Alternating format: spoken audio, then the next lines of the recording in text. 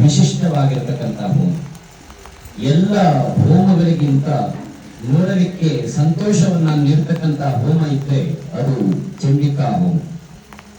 ಒಬ್ಬರೇ ಪ್ರಧಾನವಾಗಿ ಆಹುತಿಯನ್ನ ಹಾಕುವುದಿದ್ರೂ ಕೂಡ ನಮಗೆಲ್ಲರಿಗೂ ಸಹಿತ ಸಂತೋಷವನ್ನ ನೀಡುವಂತಹ ಹೋಮ ಚಂಡಿಕಾ ಹೋಮ ಆಗಿದೆ. ಯಾರು ಚಂಡಿಕಾ ಹೋಮನ ನೋಡಿ ಬೇಜಾರಾಯಿತು ಅಂತ ಹೇಳೋರು ಕೂಡ ಮನುಷ್ಯರು ಯಾರು ಕೂಡ ಇರಲಿಕ್ಕೆ. ಆದ್ದರಿಂದ ಹಾಗಾಗಿ ನಮಗೆಲ್ಲರಿಗೂ ಕೂಡ ಅತ್ಯಂತ ಒಂದು ಮುದವನ್ನ ನೀಡುವಂತಹ ಹೋಮ ಚಂಡಿಕಾ ಹೋಮ ಆಗಿದೆ. ಈ ಕಲಿಯುಗದಲ್ಲಿ ಶೀಘ್ರ ಫಲವನ್ನ ನೀಡತಕ್ಕಂತಹ ಆರಾಧನೆ ಅಂತಂದ್ರೆ ಆ ಚಂಡಿಕಾ ದುರ್ಗಾ ಪರಮೇಶ್ವರಿಯ ಆರಾಧನೆ. ಸಂಸಾರವನ್ನ ಮಾಡುವಂತಹ ಸಮಯದಲ್ಲಿ ನಮಗೆ ಕೆಲವೊಮ್ಮೆ ಸುಖ ಬರ್ತದೆ, ಕೆಲವೊಮ್ಮೆ ದುಃಖಗಳು ಕೂಡ ಬರ್ತದೆ. ಒಂದೇ ರೀತಿಯಲ್ಲಿ ನಮ್ಮ ಜೀವನ ಸಾಗ್ತಾ ಇರುವುದಿಲ್ಲ. ಹೇಗೆ ಅಂತಂದ್ರೆ ಹಗಲಿದ್ದು ರಾತ್ರಿಯಾಗಿ, ರಾತ್ರಿ ಇದ್ದದ್ದು ಮತ್ತೆ ಹೇಗೆ ಹಗಲಾಗ್ತದೆ. ಈಗ ಹಗಲು ಡೇ ಅಂತ ನಾವು ಕರಿತೀವಿ. ಹಾಗಂತ ಡೇನೇ ಶಾಶ್ವತ ಅಂತ ಕೇಳಿದ್ರೆ ನೈಟ್ ಆಗ್ತದೆ, ರಾತ್ರಿ ಆಗ್ತದೆ. ರಾತ್ರಿಯೂ ಕೂಡ ಶಾಶ್ವತ ಅಂತ ಕೇಳಿದ್ರೆ ರಾತ್ರಿಯು ಕಳೆದು ಬೆಳಗಾಗ್ತದೆ. ಹಾಗೆಯೇ ಸುಖ ದುಃಖಗಳು ಕೂಡ ಸಂಸಾರದಲ್ಲಿ ಬರ್ತಾ ಇರ್ತದೆ. ಯಾವುದೂ ಕೂಡ ಶಾಶ್ವತವಾಗಿ ಅದು ನಿಲ್ತಕ್ಕಂತಹದ್ದಲ್ಲ. ಆ ಸಮಯಕ್ಕೆ ಧೈರ್ಯದಿಂದ ಅದನ್ನ ಎದುರಿಸಬೇಕಾಗಿರ್ತಕ್ಕಂಥದ್ದು ನಮ್ಮ ಕರ್ತವ್ಯ ಆಗ್ತದೆ. ಆ ನೆಲೆಯಲ್ಲಿ ನಮ್ಮ ಕಾಮನೆಗಳನ್ನ ಈಡೇರಿಸಿಕೊಳ್ಳಲಿಕ್ಕೆ ಈ ಚಂಡಿ ಹೋಮ ಎನ್ನುವಂತಹದ್ದು ಕಾಮಧೇನು ಎಂಬುದಾಗಿ ಶಾಸ್ತ್ರ ಹೇಳುವಂತಹದ್ದು. ಹಾಗಾಗಿ ಸಪ್ತಶತಿ ಅಂದ್ರೆ 700 ಶ್ಲೋಕಗಳು, ಮಂತ್ರಗಳು ಅಂತ ಮಾರ್ಕಂಡೇಯ ಪುರಾಣದಲ್ಲಿ ವಿಹಿತವಾಗಿರುವಂತಹ 700 ಶ್ಲೋಕ ಮಂತ್ರಗಳಿಂದ ಇವತ್ತು ನಾವು ಪಾಯಸಾನ್ನದಿಂದ ಆ ದೇವಿಗೆ ಆಹುತಿಯನ್ನ ನೀಡಿದ್ದೇವೆ. ಆ ಸಪ್ತಶತಿಯಲ್ಲಿ 3 ವಿಭಾಗವನ್ನ ಮಾಡ್ತಾರೆ.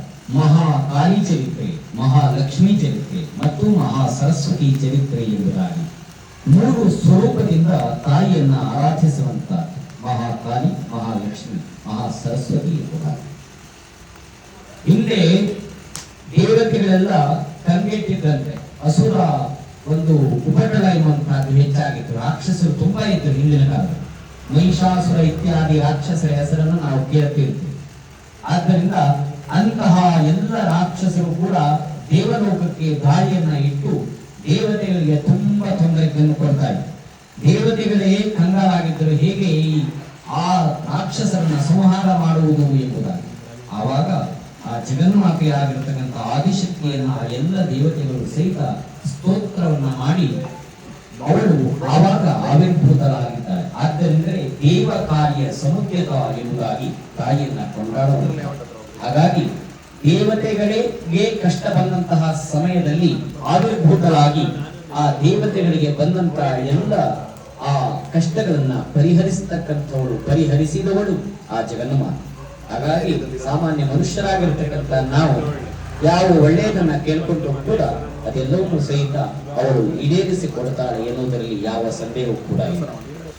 ಆದ್ದರಿಂದ ಹಿಂದೆ ರಾಕ್ಷಸರಿದ್ದರು, ನೀವು ಕೇಳಬಹುದು, ಈಗ ರಾಕ್ಷಸರು ಯಾರು ಇಲ್ಲವಲ್ಲ, ಮತ್ತೆ ಯಾಕೆ ಪೂಜೆ ಮಾಡ್ಬೇಕು, ಇಂತಹ ಚಂಡಿಕಾ ಹೋಮವನ್ನ ಮಾಡ್ಬೇಕು ಅಂತ ಕೇಳಿದ್ರೆ, ರಾಕ್ಷಸರ ವೇಷ ಇಲ್ಲದೆ ಹೋದ್ರು ಕೂಡ ಮನುಷ್ಯ ವೇಷದಲ್ಲಿ ರಾಕ್ಷಸಿ ಪ್ರವೃತ್ತಿ ಎನ್ನುವಂತಹದ್ದು ಇದ್ದೇ ಇದೆ. ಆದ್ದರಿಂದ ಹಾಗಾಗಿ ಮನುಷ್ಯರ ರೂಪದಲ್ಲಿ ನಮಗೆಲ್ಲ ತೊಂದರೆ ಕೊಡ್ತಾ ಇರ್ತಾರೆ. ಕೆಲವರು ಹಿಂದಿನಿಂದ ತೊಂದರೆ ಮಾಡ್ತಾರೆ, ಕೆಲವರು ಶಕ್ತಿ ಇರುವವರು ಮುಂದಿನಿಂದಲೂ ಕೂಡ ತೊಂದರೆ ಮಾಡ್ತಾರೆ. ಆದ್ದರಿಂದ ಹಾಗಾಗಿ ಇಂತಹ ರಾಕ್ಷಸಿ ಪ್ರವೃತ್ತಿಯನ್ನ ನಿವೃತ್ತಿಗೊಳಿಸುವಂತಹ ಆರಾಧನೆ ಅಂತಂದ್ರೆ ಅದು ಚಂಡಿಕಾ ಆರಾಧನೆ. ಹೊರಗಡೆ ಅಲ್ಲ, ನಮ್ಮಲ್ಲೇ ಶತ್ರುಗಳಿದಾರಂತೆ. ಕಾಮ, ಕ್ರೋಧ, ಲೋಭ, ಮೋಹ, ಮದ, ಮಾತ್ಸರ್ಯ ಎನ್ನುವಂತಹ ಷಡ್ವರ್ಗಗಳು ಅಂದರೆ 6 ವಿಧವಾಗಿರತಕ್ಕಂತಹ ಶತ್ರುಗಳು ನಮ್ಮಲ್ಲೇ ಇದ್ದಾರೆ. ಹೀಗೆ ನಮ್ಮಲ್ಲಿರುವಂತಹ ಶತ್ರುಗಳನ್ನು, ಹೊರಗಡೆ ಇರುವಂತಹ ಶತ್ರುಗಳನ್ನ ನಾಶಪಡಿಸುವಂತಹ ಆರಾಧನೆ ಅಂತಂದ್ರೆ ಅದು ಚಂಡಿಕಾ ಪರಮೇಶ್ವರಿಯ ಆರಾಧನೆ. ಆ ನೆಲೆಯಲ್ಲಿ ಯಜಮಾನರಾಗಿರ್ತಕ್ಕಂತಹ ನೀವು ಇಂತಹ ವಿಶಿಷ್ಟವಾಗಿರತಕ್ಕಂತಹ ಆರಾಧನೆಯನ್ನ ನೆರವೇರಿಸಿದ್ದೀರಿ. ಆ ಚಂಡಿ ಸಪ್ತಶತಿಯಲ್ಲಿ ತಾಯಿಯನ್ನ ವಿಧ ವಿಧವಾಗಿ ಕೊಂಡಾಡ್ತಾರೆ. ಮುಖ್ಯವಾಗಿ ಆ ತಾಯಿಯ ಆರಾಧನೆಯನ್ನ ಮಾಡಿದಾಗ ನಮಗೆ ಏನು ಸಿಗ್ತದೆ ಅಂತ ಕೇಳಿದ್ರೆ, ದುರ್ಗೆ ಸ್ಮೃತಾ ಹರಸಿ ಭೀತಿ ಮಶೇಷ ಜಂತೋ ಸ್ವಸ್ಥೇ ಸ್ಮೃತಾ ಮತಿಮದೀವ ಶುಭಾಂ ದದಾಸಿ ದಾರಿದ್ರ್ಯ ದುಃಖ ಭಯಹಾರಿಣಿ ಕಾತ್ವರನ್ಯ ಸರ್ವೋಪಕಾರ ಕರಣಾಯ ಸದಾರ್ದ್ರ ಚಿತ್ತ. ಆ ದುರ್ಗೆ ಅಂತಂದ್ರೆ ದುರ್ಗತಿ ನಾಶಿನಿ ಎಂಬುದಾಗಿ ಹೇಳುತ್ತಾರೆ. ನಮಗೆ ಬಂದಿರುವಂತಹ ಕಷ್ಟಗಳನ್ನು ಕರಗಿಸುವಂತಹ ಆ ತಾಯಿ ಅಂತಂದ್ರೆ ದುರ್ಗೆ. ಆದ್ದರಿಂದ ಅವಳನ್ನ ದುರ್ಗೆ ಅಂತ ಕರೆದರು. ಹಾಗೆ ದಾರಿದ್ರ್ಯ ದುಃಖ ಭಯಹಾರಿಣಿ, ದಾರಿದ್ರ್ಯವನ್ನು ಹಾಗೆ ಬರುವ ದುಃಖವನ್ನು ಹಾಗೆ ಭಯವನ್ನು ನಾಶಪಡಿಸುವಂತವಳು ತಾಯಿ. ಆದ್ದರಿಂದ ತಾಯಿಯ ವರ್ಣನೆಯನ್ನ ಮಾಡ್ತಾರೆ. ಹಾಗೆ ನರೋ ಮುಚ್ಚೇತ ಸಂಕಟ, ತಾಯಿಯನ್ನ ಯಾರು ಆರಾಧನೆಯನ್ನ ಮಾಡ್ತಾರೋ ಅವರು ಎಲ್ಲ ಸಂಕಟಗಳಿಂದ ಅಂದ್ರೆ ಕಷ್ಟಗಳಿಂದ ಅವರು ಮುಕ್ತರಾಗ್ತಾರೆ, ಅಂದ್ರೆ ಸುಖ ಪ್ರಾಪ್ತಿ ಅವರಿಗೆ ಆಗ್ತದೆ ಅಂತ ಅರ್ಥ.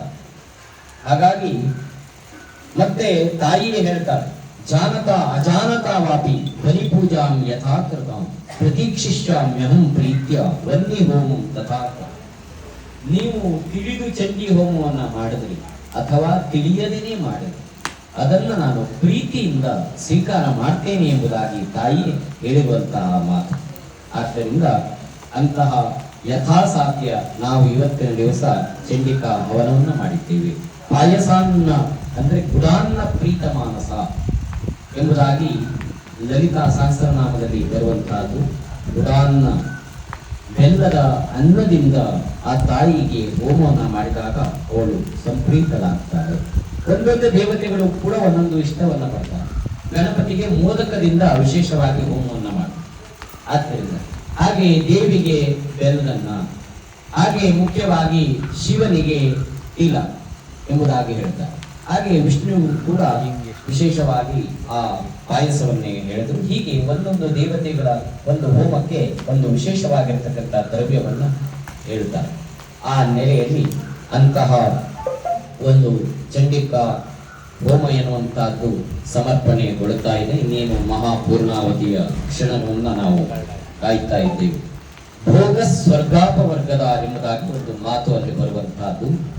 ಆರಾಧಿತ ಸೈವ ನೃಣಾಂ ಭೋಗ ಸ್ವರ್ಗಾಪವರ್ಗದ, ನನ್ನನ್ನು ಯಾರು ಆರಾಧನೆಯನ್ನ ಮಾಡ್ತಾರೋ ಅವರಿಗೆ ಭೋಗವನ್ನು, ಸ್ವರ್ಗ ಸುಖವನ್ನು, ಹಾಗೆ ಮುಕ್ತಿಯನ್ನು ನಾನು ದಯಪಾಲಿಸ್ತೇನೆ ಎಂಬುದಾಗಿ ತಾಯಿ ಹೇಳ್ತಾರೆ. ಆದ್ದರಿಂದ ಇಹವನ್ನು ಮತ್ತು ಪರವನ್ನು ಸಾಧಿಸಿಕೊಡುವಂತಹ ಆರಾಧನೆ ಇದ್ರೆ ಅದು ಚಂಡಿಕಾ ಪರಮೇಶ್ವರಿಯ ಆರಾಧನೆ. ಹಾಗಾಗಿ ನಾವು ಮನುಷ್ಯರಾಗಿರ್ತಕ್ಕಂಥವರು ದೇವರಲ್ಲಿ ಏನು ಬೇಡ್ತೇವೆ? ಸಾಮಾನ್ಯವಾಗಿ ನಾವು ಕೆಲಸ ಮಾಡ್ತಾ ಇದ್ದವರು ಉದ್ಯೋಗದಲ್ಲಿ ಇನ್ನೂ ಹೆಚ್ಚಿನದಾದಂತಹ ಅಭಿವೃದ್ಧಿ ಯಶಸ್ಸನ್ನ ಕೊಡಬೇಕು ಎಂಬುದಾಗಿ ಕೇಳ್ತೇವೆ. ಹಾಗೆ ಯಾರು ವಿವಾಹ ಆಗಲಿಲ್ಲೋ ಅವರಿಗೆ ವಿವಾಹವನ್ನ ಮಾಡಿಸಿಕೊಡು ಎಂಬುದಾಗಿ ಕೇಳ್ತೇವೆ. ವಿವಾಹ ಆದವರು ಸಂತಾನವನ್ನ ಅಪೇಕ್ಷಿಸ್ತಾರೆ. ಮಕ್ಕಳಾದವರು ಮಕ್ಕಳಿಗೆ ಒಳ್ಳೆಯ ವಿದ್ಯಾಬುದ್ಧಿ ಬರಲಿ ಎಂಬುದಾಗಿ ಬಯಸ್ತಾರೆ. ಹೀಗೆ ಮತ್ತೆ ಉತ್ತಮವಾಗಿ ಬೇಕಾಗಿರ್ತಕ್ಕಂಥದ್ದು ಮುಖ್ಯವಾಗಿ ಆರೋಗ್ಯ. ಆರೋಗ್ಯ ಎನ್ನುವಂತಹದ್ದು ದೊಡ್ಡ ಸಂಪತ್ತು. ಅದು ಎರಡು ರೀತಿಯಾಗಿರ್ತಕ್ಕಂಥ ಆರೋಗ್ಯ, ಒಂದು ಶಾರೀರಿಕ ಆರೋಗ್ಯ ಮತ್ತು ಮಾನಸಿಕವಾಗಿರ್ತಕ್ಕಂಥ ಆರೋಗ್ಯ. ಇದು ಎರಡು ಚೆನ್ನಾಗಿದ್ರೇನೆ ಅವನನ್ನ ಒಬ್ಬ ಸರಿಯಾದ ಮನುಷ್ಯ ಅಂತ ನಾವು ಕರಿತೇವೆ. ಒಂದು ವ್ಯತ್ಯಾಸ ಆದರೂ ಕಷ್ಟ. ಆದ್ದರಿಂದ ಹಾಗಾಗಿ ಆದಿ ಮತ್ತು ವ್ಯಾಧಿ ಎಂಬುದಾಗಿ ಹೇಳಿದ್ರು. ಅದೆಲ್ಲವನ್ನು ಕೂಡ ನಾನು ನಿವೃತ್ತಿಗೊಳಿಸಬೇಕು. ಆದಿ ಅಂತಂದ್ರೆ ಮುಖ್ಯವಾಗಿ ಮಾನಸಿಕವಾಗಿರ್ತಕ್ಕಂತಹ ರೋಗ ಅಂತ ಅದು ಕೂಡ ಇರಬಾರದು. ಹಾಗೆ ವ್ಯಾಧಿ ಅಂತಂದ್ರೆ ಶರೀರಕ್ಕೆ ಬರುವಂತಹ ರೋಗ. ಹಾಗಾಗಿ ಆದಿ ವ್ಯಾಧಿಯನ್ನು ಪರಿಹರಿಸುವಂತಹ ಆರಾಧನೆ ಅದು ಚಂಡಿಕಾ ಪರಮೇಶ್ವರಿಯ ಆರಾಧನೆ. ಹಾಗಾಗಿ ಅಂತಹ ಒಂದು ಮುಖ್ಯವಾಗಿರತಕ್ಕಂತಹ ಉದ್ಯೋಗವನ್ನ, ಹಾಗೆ ಉತ್ತಮವಾಗಿರತಕ್ಕಂತಹ ಆರೋಗ್ಯವನ್ನ ನಾವು ಕೇಳುವಂತಹದ್ದು. ಮೋಕ್ಷ ಕೇಳೋರು ಬಹಳ ಕಡಿಮೆ ಇದ್ದಾರೆ. ಆದ್ದರಿಂದ ಅಲ್ಲಿವರೆಗೆ ನಾವು ಮುಟ್ಟುವುದೇ ಇಲ್ಲ. ಆದ್ದರಿಂದ ನಾವು ಸಾಮಾನ್ಯವಾಗಿ ನಮ್ಮ ಸಂಸಾರಕ್ಕೆ ಇರಬೇಕು. ಆ ಎಲ್ಲ ಒಂದು ಸಂಪತ್ತನ್ನೇ ಸಹಜವಾಗಿ ನಾವೆಲ್ಲ ಕೇಳ್ತಾ ಇರ್ತೇವೆ. ಆದ್ದರಿಂದ ಯಾದೇವಿ ಸರ್ವಭೂತೇಷು ಲಕ್ಷ್ಮೀ ರೂಪೇಣ ಸಂಸ್ಥಿತ, ಬುದ್ಧಿ ರೂಪೇಣ ಸಂಸ್ಥಿತ, ಮಾತೃ ರೂಪೇಣ ಸಂಸ್ಥಿತ, ವೃತ್ತಿ ರೂಪೇಣ ಸಂಸ್ಥಿತ, ಎಲ್ಲವೂ ಕೂಡ ಆ ತಾಯಿಯ ಸ್ವರೂಪವೇ ಆಗಿದೆ. ಹಾಗಾಗಿ ಅಂತಹ ಆ ತಾಯಿಯನ್ನ ನಾವು ಪ್ರಾರ್ಥಿಸುವಂತಹದ್ದು ಸರ್ವಾರ್ಥ ಸಾಧಿಕೆ ಎಂಬುದಾಗಿ ನಾವು ಕೊಂಡಾಡ್ತೇವೆ. ಸರ್ವಮಂಗಲ ಮಾಂಗಲ್ಯ ಶಿವೇ ಸರ್ವಾರ್ಥ ಸಾಧಿಕೆ. ಇದು ಅತ್ಯಂತ ಪ್ರಸಿದ್ಧವಾಗಿರ್ತಕ್ಕಂತಹ ಶ್ಲೋಕ ಮಂತ್ರ ಚಂಡಿ ಸಪ್ತಶತಿಯಲ್ಲಿ ಬರುತ್ತಾರೆ. ಬೇರೆ ಯಾವುದೇ ಶ್ಲೋಕ ಬರದೇ ಹೋದವರಿಗೂ ಕೂಡ ಈ ಒಂದು ಶ್ಲೋಕ ಎನ್ನುವಂತಹದ್ದು ಸಾಮಾನ್ಯವಾಗಿ ಎಲ್ಲರಿಗೂ ಬರುತ್ತೆ. ಅಂದ್ರೆ ಅಷ್ಟು ಮಹತ್ವಪೂರ್ಣವಾಗಿರತಕ್ಕಂಥದ್ದು ಅಂತ. ಹಾಗಾಗಿ ಸರ್ವಾರ್ಥ ಸಾಧಿಕೆ ಎಂಬಂತಹ ಒಂದು ವಿಶೇಷಣ ಎನ್ನುವಂತಹದ್ದು ಅಲ್ಲಿ ಅಡಕವಾಗಿದೆ. ಅಂದರೆ ನಾವು ಯಾವುದ ಒಳ್ಳೆಯದನ್ನ ಬೇಡ್ತೀವೋ ಅದನ್ನ ಒಂದು ಈಡೇರಿಸುವಂತಹ ಆ ಜನನಿ ದುರ್ಗಾ ಪರಮೇಶ್ವರಿ ಆಗಿದ್ದಾಳೆ ಅಂತ ಅರ್ಥ. ಹಾಗಾಗಿ ಅಂತಹ ತಾಯಿಯ ಆರಾಧನೆಯನ್ನ ಯಜಮಾನರು ನಿಮ್ಮ ಕಾಮನೆಗಳನ್ನ ಈಡೇರಿಸಲಿಕ್ಕೋಸ್ಕರವಾಗಿ ಮಾಡಿದ್ದೀರಿ.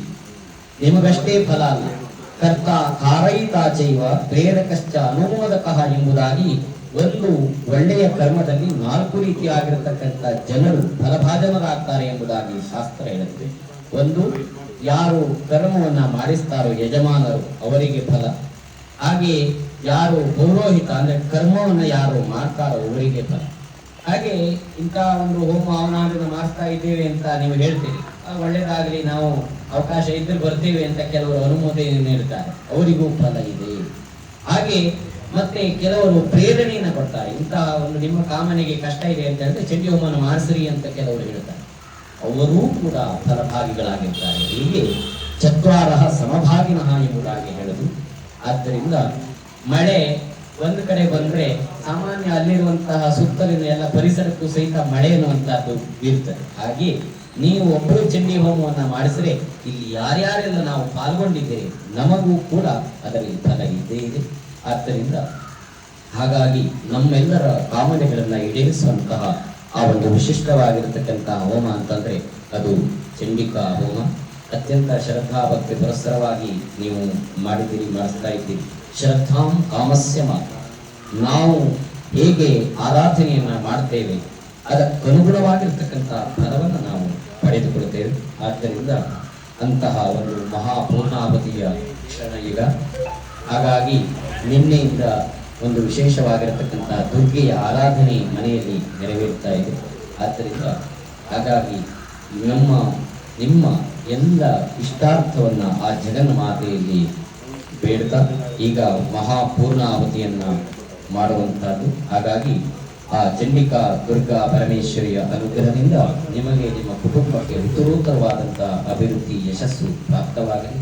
ಇನ್ನು ಹೆಚ್ಚಿನದಾದಂತಹ ದೇವತಾ ಆರಾಧನೆಯನ್ನು ಮಾಡುವಂತಹ ಎಲ್ಲ ಯೋಗ ಭಾಗ್ಯಗಳು ಕೂಡ ನಿಮಗೆ ನಿಮ್ಮ ಕುಟುಂಬಕ್ಕೆ ಒದಗಿ ಬರಲಿ ಅಂತ ಆಶಿಸ್ತಾ ಈಗ ಮಹಾಪೂರ್ಣಾವತಿಯನ್ನ ಮಾಡುವಂತಹ ಕ್ಷಣ. ಹಾಗಾಗಿ ಪೂರ್ಣಾವತಿಯನ್ನ ನಮ್ಮ ಕಣ್ ತುಂಬಿಸ್ಕೊಂಡು ನಾವು ಪುಣ್ಯ ಸಂಪಾದನೆಯನ್ನ ಮಾಡಿಕೊಳ್ಳೋಣ ಅಂತ ಹೇಳ್ತಾ ಆ ಎಲ್ಲ ಮಾತುಗಳನ್ನು ಸಹಿತ ಜಗದಂಬೆಯ ಅಡಿದಾವರಗಳಲ್ಲಿ ಸಮರ್ಪಿಸ್ತಾ ಇದ್ದೇನೆ. ಅಂಬಾ ಮಾತಾ